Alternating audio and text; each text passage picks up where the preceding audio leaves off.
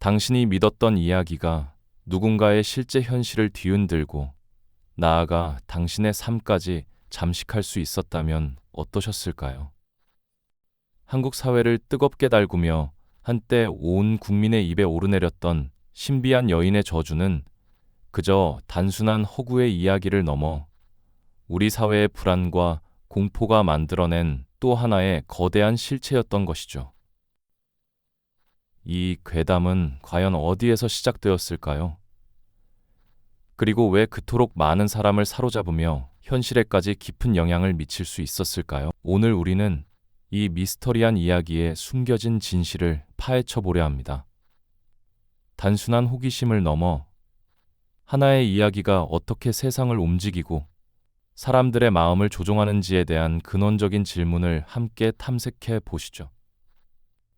이 이야기가 가진 놀라운 힘은 어쩌면 지금 이 순간에도 우리 주변을 맴도는 수많은 정보와 소문들 속에서 여전히 작동하고 있을지도 모르니까요. 그럼 이제 시간의 문을 열고 신비한 여인의 저주가 처음으로 세상의 모습을 드러냈던 그 시절로 돌아가 볼까요? 1990년대 후반, 2000년대 초반, 한국 사회는 급격한 변화의 소용돌이 속에 있었습니다. IMF 외환 위기의 여파가 채 가시지 않은 시점이었고, 경제적인 불안감은 사람들의 마음속에 깊은 그림자를 들이우고 있었죠. 미래에 대한 불확실성과 함께 정보 기술의 발전이 가져온 새로운 소통 방식은 미지의 영역에 대한 궁금증과 동시에 알 수 없는 두려움을 키우고 있었습니다. 바로 이런 시대의 틈새에서 신비한 여인의 저주라는 섬뜩한 이야기가 마치 씨앗처럼 조용히 뿌리내리기 시작했습니다. 처음에는 도시의 음습한 골목길을 맴도는 속삭임처럼 혹은 3355 모인 사람들 사이에서 은밀하게 교환되는 작은 소문처럼 퍼져나갔습니다. 어두컴컴한 밤, 낡은 아파트 단지나 누스한 공원 벤치에 앉아 누군가에게 들은 이야기를 조심스럽게 전하는 이들의 모습이 떠오르지 않으신 괴담의 초기 형태는 아직 명확한 윤곽을 갖추지 못했습니다. 그저 어떤 여인이 있는데 그녀와 엮이면 불행해진다더라. 혹은 특정 장소에서 그 여인을 봤다는 사람이 있다는 식의 단편적인 목격담과 불안정한 추측들이 줄을 이루었죠. 마치 퍼즐 조각처럼 흩어져 있던 이야기들은 당시 사회가 품고 있던 집단적인 불안감이라는 접착제에 의해 조금씩 형태를 갖춰나가기 시작했습니다. 사람들은 미지의 존재에 대한 막연한 두려움과 함께 자신의 삶이 언제든 예상치 못한 불행에 휩싸일 수 있다는 잠재적인 공포를 이 이야기 속에 투영했던 것이죠. 경제 위기로 인한 해고, 미래에 대한 비관적인 전망, 급변하는 사회 속에서 자신만 뒤처지는 것 같은 상대적 박탈감 등 현실의 불안 요인들이 괴담이라는 거울에 비치며 더욱 증폭되는 양상이었달까요? 그렇게 신비한 여인의 저주는 단순한 이야기가 아니라 시대의 공기를 마시고 자라나는 하나의 유기체와도 같았습니다. 처음에는 희미하고 불분명했던 그 존재는 사람들의 입을 통해 그리고 곧 새로운 매체를 통해 점차 선명한 실체를 갖춰 나가게 됩니다. 한 줄의 문장, 한 장의 쪽지, 한 번의 속삭임이 모여 거대한 파도를 만들어낼 줄은 그 누구도 상상하지 못했겠죠. 이제 이 작은 씨앗이 어떻게 거대한 나무로 자라나 사회 전체를 뒤흔들게 되는지 그 다음 이야기가 궁금해지지 않으신가요? 이 작은 씨앗은 사람들의 입에서 입으로 그리고 새로운 기술의 물결을 타고 빠르게 퍼져나가며 거대한 줄기를 뻗어나가기 시작했습니다. 처음에는 그저 막연했던 이야기들이 이제는 더욱 구체적인 모습을 갖추게 되었죠. 마치 물방울이 모여 강을 이루듯 수많은 개인의 경험과 상상력이 더해지면서 괴담은 예상치 못한 방향으로 진화해 갔습니다. 1990년대 중반, 삐삐와 함께 등장했던 PC통신은 이 괴담의 중요한 확산 통로가 되었습니다. 천리안, 하이텔, 나우누리 같은 가상 공간에서 익명의 이용자들은 정체를 알 수 없는 여인에 대한 단편적인 목격담을 공유하기 시작했죠. 어느 아파트 단지에서 그녀를 봤다. 특정 지하철역에서 이상한 여자를 만났다는 등의 짧은 글들이 게시판을 가득 채웠습니다.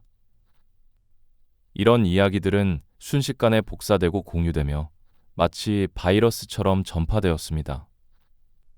그리고 시간이 흘러 인터넷 시대가 도래하자 그 확산 속도는 더욱 빨라졌습니다. 수많은 웹사이트와 온라인 커뮤니티, 블로그 등은 이 괴담에 날개를 달아주었죠. 사람들은 자신이 겪은 일인 양 생생하게 이야기를 재구성했고, 때로는 사진이나 증거라고 주장하는 이미지까지 덧붙이며 괴담의 현실감을 불어넣었습니다. 그 여인이 나타나면 특정 물건을 준다더라. 그녀의 저주는 세대를 이어간다더라 같은 기묘한 내용들이 꼬리에 꼬리를 물고 이어지면서 이야기는 점차 복잡하고 거대한 미로처럼 변모했습니다. 한때는 단지 불행을 가져오는 여인이었던 존재는 이제 붉은 옷을 입은 여인, 긴 머리의 여인, 특정 시간에만 나타나는 여인 등으로 세밀한 설정이 붙으며 마치 살아있는 캐릭터처럼 진화해 갔습니다. 입소문을 넘어 디지털 공간에서 수없이 변주되고 재생산되는 과정에서 괴담은 단순한 이야기가 아닌 하나의 문화 현상으로 자리 잡기 시작한 것이죠. 이야기가 가진 힘은 상상을 초월했습니다. 가상의 공간에서 떠돌던 이야기가 현실의 문턱을 넘어 사람들의 일상 속으로 깊숙이 침투하기 시작한 겁니다. 특정 장소에 대한 막연한 두려움이 실제 행동으로 이어지는 현상들이 곳곳에서 포착되었죠. 그 여인이 나타난다는 아파트 단지 근처에는 밤에 가지 마라. 특정 공원 벤치에는 절대 앉지 마라는 경고가 암묵적인 규칙처럼 퍼져나갔습니다. 실제로 밤늦게 해당 지역을 지나는 사람들은 불안한 시선으로 주위를 경계하거나 아예 다른 길로 돌아가는 모습을 보이기도 했습니다. 더 놀라운 점은 이 괴담과 유사한 경험을 했다고 주장하는 사람들이 하나둘 나타나기 시작했다는 겁니다. 나도 비슷한 여인을 본 적이 있다. 이상한 일이 생긴 후 그 여인에 대한 소문을 들었다는 식의 증언들은 괴담에 더욱 강력한 생명력을 부여했습니다.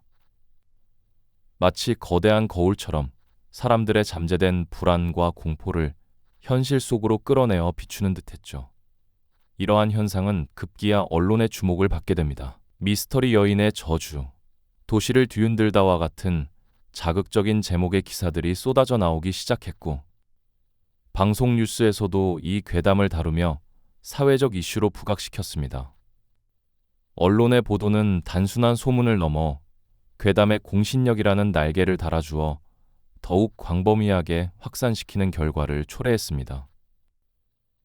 이처럼 이야기는 점차 현실을 잠식하기 시작했죠. 이 과정에서 때로는 단순한 해프닝이나 오해가 괴담과 결부되어 실제 사건처럼 부풀려지기도 했습니다. 예를 들어 특정 장소에서 발생한 사고나 불미스러운 일이 신비한 여인의 저주 때문이라는 소문이 돌면서 해당 장소는 기피 대상이 되었고, 지역 주민들은 극심한 불안에 떨게 되는 상황까지 벌어졌죠. 이야기는 이제 단순한 흥미거리를 넘어 사람들의 심리를 지배하고 사회 전체의 불안과 혼란을 야기하는 강력한 실체가 되어가고 있던 겁니다. 마치 끓어오르는 냄비 속 물처럼 집단적인 공포와 상상력이 뒤섞여 괴담은 걷잡을 수 없는 파동을 일으켰습니다. 과연 이 이야기는 어디까지 나아가게 될까요? 이 파동의 끝에는 어떤 진실이 숨겨져 있을까요? 어둠 속에서 서서히 드러나는 그 실체는 우리를 또 어떤 혼란 속으로 이끌게 될까요? 지난 시간 우리는 신비한 여인의 저주 괴담이 단순한 흥미를 넘어 사람들의 심리를 장악하고 사회 전체에 불안과 혼란의 파동을 일으키는 강력한 실체가 되어가는 과정을 살펴보았습니다. 이제 그 이야기는 걷잡을 수 없는 파동을 넘어 현실 세계를 직접적으로 침범하기 시작했죠. 밤늦게 주고받던 이야기가 어느덧 우리 삶의 일부가 되어버린 겁니다. 사람들은 단순한 호기심을 넘어 실제로 이 괴담을 믿고 행동하기 시작했어요. 한때 활기 넘치던 특정 골목이나 건물은 으스스한 소문 때문에 발길이 뚝 끊겼고, 심지어 일부 지역에서는 저주받은 공간이라는 낙인이 찍혀 경제적 피해로까지 이어지기도 했으니까요. 이런 분위기 속에서 사람들은 일상에서 벌어지는 사소한 불운조차 신비한 여인의 저주와 연결지어 생각하기 시작했습니다.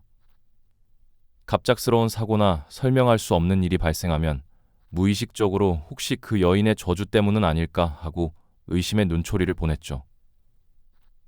평범한 교통사고조차 저주와 엮여 기이한 사건으로 둔갑하는가 하면 예상치 못한 화재 발생 시에도 사람들은 거기에도 그 여인의 흔적이 있었던 것 아니냐며 수군거렸습니다.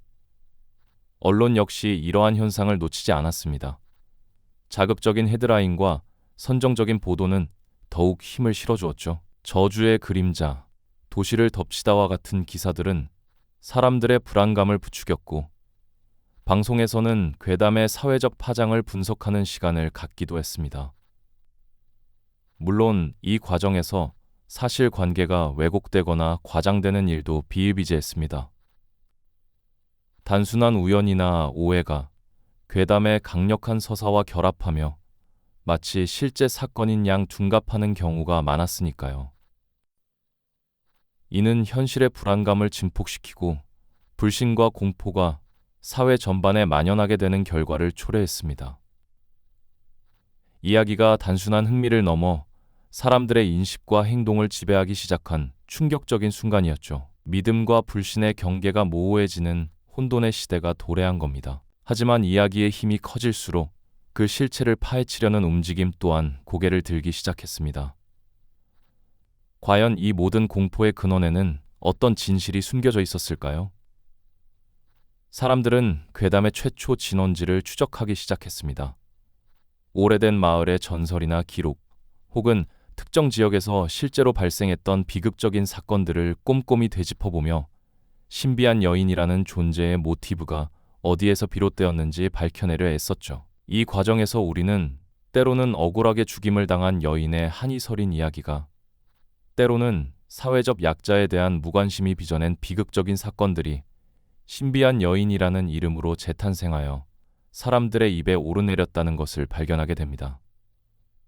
괴담은 단순히 허무맹랑한 이야기가 아니라 그 시대의 집단적인 불안감과 사회적 병폐를 반영하는 거울과도 같았던 겁니다. 전문가들은 이러한 현상을 집단 심리와 확증 편향의 관점에서 분석합니다. 불확실한 시대의 사람들은 설명할 수 없는 현상에 대해 답을 찾으려 애쓰고, 일단 믿음이 생기면 그에 부합하는 정보만을 선택적으로 받아들이려는 경향이 강해진다는 것이죠. 이야기의 극적인 요소와 공포심이 결합되면서 괴담은 더욱 강력한 전파력을 얻게 된 것입니다.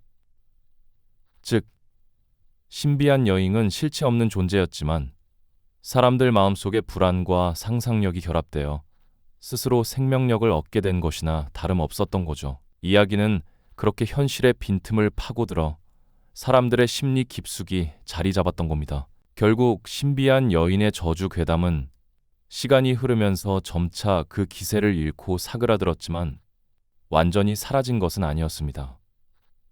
오히려 사회가 가진 불안감의 형태가 달라지면서 이야기는 또 다른 모습으로 변모하여 오늘날까지 우리 곁을 맴돌고 있죠. 이 괴담은 한국 사회의 이야기의 힘이 얼마나 강력한지, 그리고 집단적인 믿음이 어떻게 현실을 창조하고 파괴할 수 있는지를 보여주는 중요한 유산으로 남았습니다. 보이지 않는 존재에 대한 공포와 그 공포가 만들어내는 사회적 파장, 우리가 무심코 지나쳤던 괴담 하나가 이토록 깊은 통찰을 선사할 수 있다는 사실이 놀랍지 않으신가요? 오늘날에도 여전히 수많은 이야기와 정보들이 우리 주변을 떠돌며 우리의 인식을 형성하고 있습니다. 신비한 여인의 저주 괴담은 단지 과거의 이야기가 아니라 우리가 현재 마주하는 가짜 뉴스, 루머, 그리고 대중 심리의 작동 방식을 이해하는 중요한 단서임을 시사합니다. 우리가 살고 있는 이 시대, 또 다른 형태로 진화하고 있는 이야기의 힘은 과연 어떤 모습일까요? 이 영상이 도움이 되셨다면 좋아요와 구독 부탁드립니다. 여러분의 응원이 제게 큰 힘이 됩니다. 다음 영상에서도 더 유용한 정보를 공유하겠습니다. 감사합니다.